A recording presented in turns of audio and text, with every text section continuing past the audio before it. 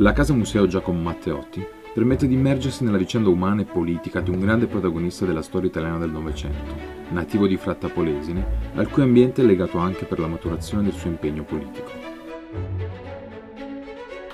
Il museo è ricavato all'interno di quella che fu, a partire da fine Ottocento, la residenza della famiglia Matteotti.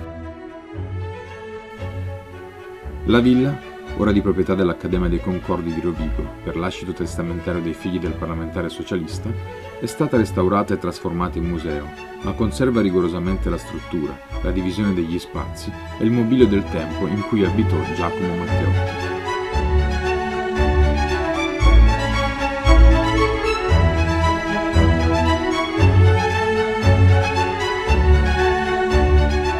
La casa è dotata di attrezzature multimediali che consentono al visitatore di avvicinare da molteplici punti di vista la figura di Matteotti e l'ambiente in cui visse. Il visitatore, inoltre, può utilizzare un tavolo interattivo che permette di leggere tutti gli scritti di Matteotti, i suoi discorsi politici, numerose testate giornalistiche dell'epoca e documenti sulle condizioni del Polesine tra 800 e 900.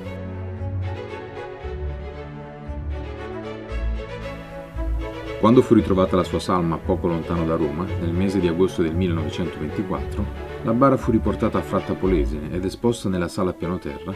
prima della partenza del funerale per il locale cimitero.